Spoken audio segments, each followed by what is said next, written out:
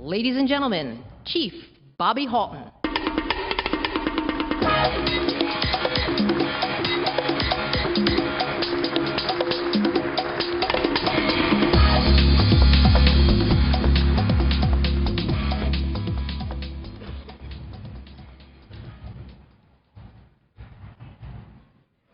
Before I begin, everybody would just, if you're wearing a cap, please remove your cap. We'd like to dedicate this 2015 FDIC International to the memory of Jim Bowie, who died last night at 11 p.m. Our thoughts and prayers are with his family and friends, all his brothers and sisters in the South Carolina fire departments, who Jim served for so many loyal years. So, Jim, this one's for you.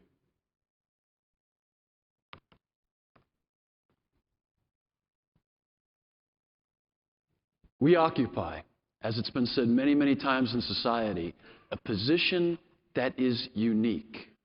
Unique in many, many ways, but none more critical to understand and appreciate than that of the uniqueness of the commitment of the firefighter. To paraphrase President Lincoln, with charity towards all and malice towards none, firefighters are uniquely servants of the nation. The defense of our communities and the protection of its citizens is a great calling.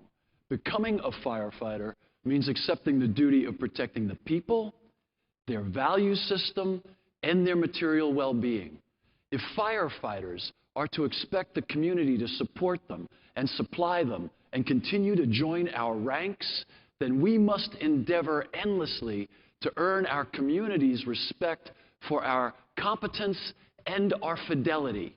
Then conversely, if firefighters are to undertake the obligation of becoming highly skilled in the dangerous enterprise of firefighting, then they must trust that we, the instructors, the leaders, will provide them with adequate instruction and ennobling examples. Being an instructor, a leader, requires that we are self-aware. Being an instructor, a leader, requires that we are innovative. Being an instructor, a leader, requires that we are passionate. But most importantly, and by far most critically, being an instructor, a leader, requires that we have a heroic dream. It requires that we have a bold vision. Being an instructor, a leader, requires that you embrace that dream, that you share that vision, and that you devote all your energy, all your resources and love to seeing that dream, that vision to fulfillment. In embracing a bold and heroic dream, we are unique. We are instructors. We are leaders. We are firefighters. Maintaining those strong bonds of mutual trust between the firefighters and their citizens imposes heavy ethical demands for the moral conduct on the part of the firefighter, but even more so on its leaders, you instructors. Those demands become vividly clear when we take a moment and look at a firefighter who respects those demands, who honors his commitment, and who displays that moral conduct. His name is Vincent.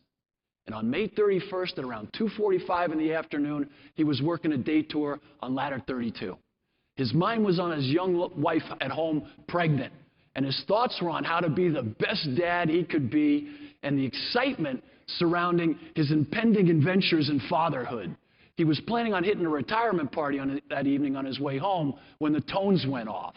He was assigned to the outside vent position as his company responded. He heard engine 62, the first arriving, transmitted 1075 for a working fire at the box. As the ladder pulled up, he got off the ladder and he looked up at the building. He could see heavy smoke billowing from all 3 floors. He glanced around the rear. He could see heavy smoke pushing out from the rear of the building. He grabbed a 24-foot, his tools, and made his way through the neighboring building out into the backyard. Getting to the rear, he sees 2 men, both screaming for help. One of them's badly burned on his neck and back. The other man is screaming that his dad is still inside. Vincent grabs his portable radio and quickly tells the IC and his company officer they have a trapped occupant, and he requests medical assistance to the back. As he stood there, he sized up the problem. There's heavy fire and smoke pouring from the rear door and the 2 rear windows that had self-vented. Those conditions would prevent anyone inside from getting out, and it made it nearly impossible for him, without a hand line, to get in.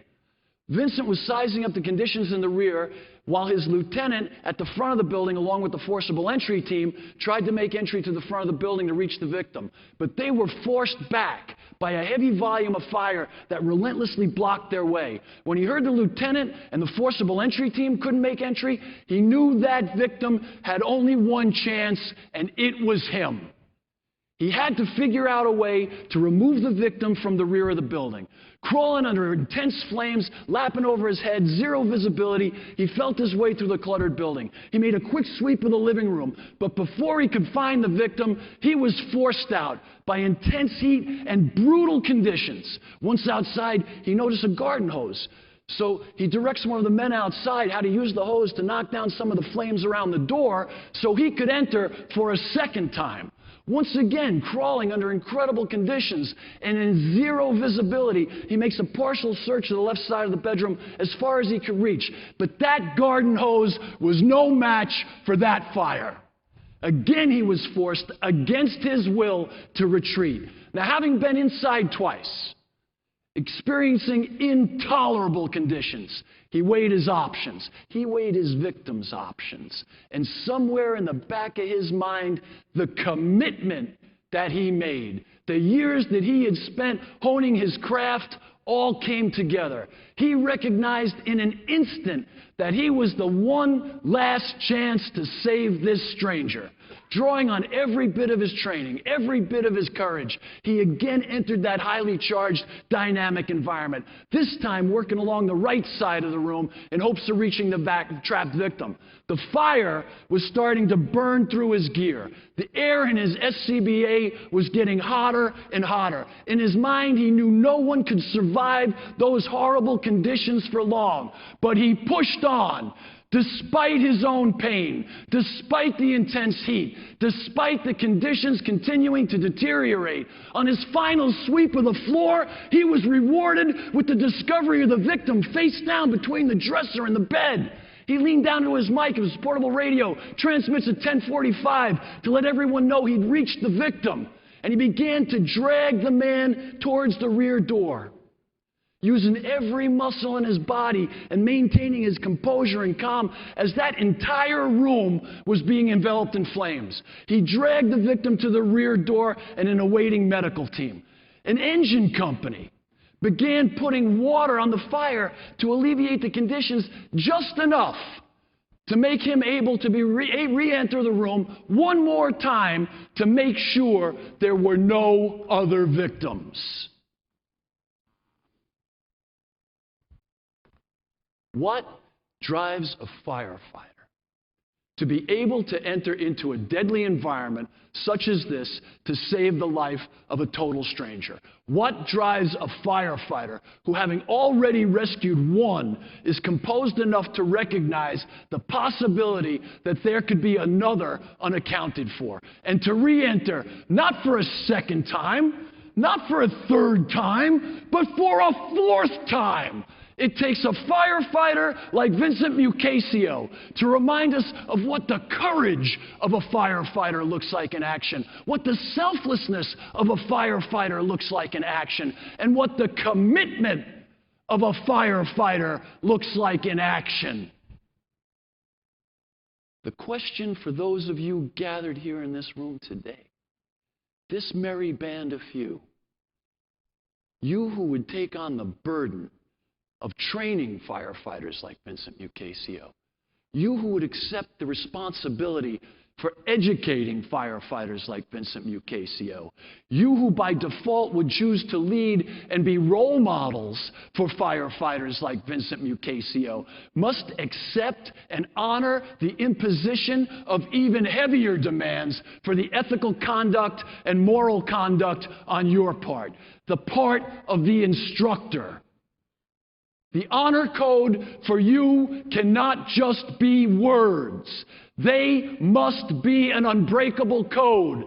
I will not lie, cheat, or steal, nor tolerate among us those who do. No equivocating, no compromise, no safe quarter for the violators, and no mercy for the unrepentant. You cannot lead men and women, firefighters like Vincent Mukasey, and be anything less than honorable. For the level of accountability that Vincent is willing to accept, you must be willing to accept one higher. It has been said that the most powerful human disposition is for self-preservation. And so our most elaborate and heartfelt tributes go out to those who have chosen to honor their commitment and who have sacrificed their lives so that others might live. These tributes are rare because such heroism is rare. But men and women like Vincent Mukasey have examined their commitment and have decided that they will risk the time that they have left to possibly buy more time for another, leading, training, instructing men and women who have made this commitment is an incredible burden. It is an honorable burden. It is the burden of the instructors. As instructors, as leaders, we must do everything we can to reconcile the mission and safety as best we can. We must prevent the conditions that cause men and women of honor to be forced to weigh their commitment.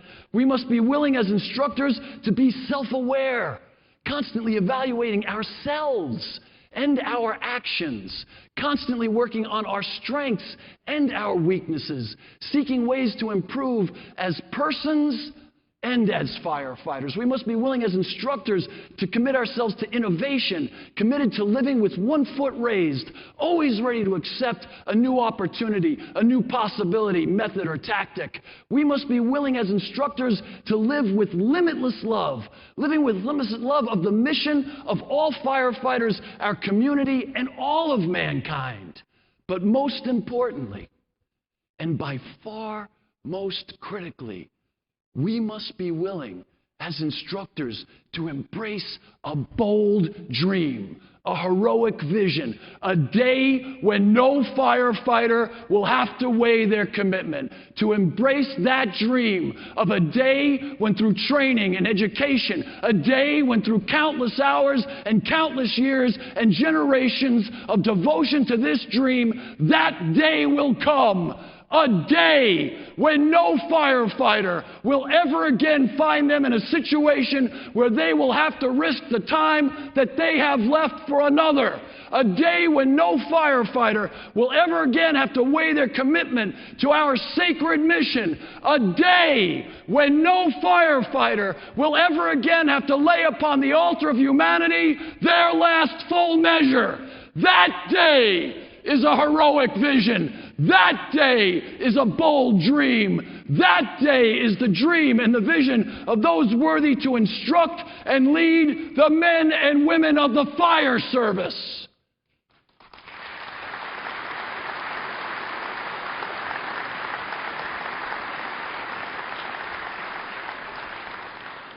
To become those instructors, those leaders, we must commit to embracing the possibility of that heroic vision. To do so takes courage and humility, two of the most sought after and highly regarded of all the virtues. Aristotle said courage is the first of all human qualities because it guarantees the others. It is necessary that we emulate those who were self-aware, those who modeled innovation, those who loved all firefighters, and those who embraced bold dreams and big ideas to be worthy instructors, worthy role models for firefighters. Instructors must understand. Real firefighters don't do it for the medals, nor the glory, nor the fame. They do it because they truly believe, if not me, who? If not here, where? And if not now, when? As we look at our incredible forefathers, we see that each generation of instructors has had unique demands put upon it, and yet unfalteringly, we have met those desperate needs of our time because they understood and they believed in and they shared that dream that that day will come. You see, leaders, instructors, we're not trapped into that thinker versus doer mentality, white shirt versus blue shirt syndrome that has provided the lazy and the arrogant with an excuse for mental mediocrity. To paraphrase Sir William Francis Butler, the nation that will insist on drawing a broad line of demarcation between the firefighter and the thinking man is liable to find its firefighting done by fools and its thinking done by cowards. Leaders, instructors, you treasured men and women in this room, you must carry the air of an officer and a gentleman or a gentlewoman. And that particular blend of authority and morality that connotes commitment, competence, good manners, restraint, and elitism, it becomes self-evident that how one conducts themselves in manners of honor and courage and civility is dictated by one's background and one's education. If you are willing to accept this responsibility to be an instructor, you must become a servant of the fire service. You must become courageous enough to devote yourself to a day that you may never live to see, but you must be devoted to that day nonetheless. And in your acceptance, that dream becomes your heroic vision. And making this acceptance is a moral and intellectual problem of no small dimension for men and women who have little real-world experience in the fire service. Bertrand Russell once said, "The performance of public duty is not the whole of what makes a good life. There is also the pursuit of private excellence. Both are to be found in the fire service. It gives much and takes more, enriching freely anyone prepared to give more than they can get. And do not think for 1 minute that you are not good enough, strong enough. You are. You have, by your presence here today, shown that you're self-aware. You recognize your strengths and your weaknesses. By your presence here today, you have shown that you're ready to accept challenges and opportunities, that you are creative and innovative. By your presence here today, you have demonstrated that you are ready to share bold dreams, to dare to dream of a day when no firefighter will ever again have to weigh their commitment to offer their last full measure. And that day will come. Maybe not in our lifetimes, but someday. And you will be remembered by someone as an instructor who stood tall, as someone who made a difference, as an instructor who understood his own strengths and weaknesses, values and worldview. An instructor who was constantly innovating, adapting, and embracing a changing world. As an instructor who was always engaging other firefighters with a positive and loving attitude. As an instructor who was always energizing others through their heroic dreams and big visions. For the success of the instructor is not measured by the quantity of the response, but by the quality of the result. And that day will come. A day when never again will a firefighter have to risk it all and weigh their commitment to their last full measure. It may be generations into the future, but it begins with you, and it begins today. God bless you for what you do, and thank God for who you are.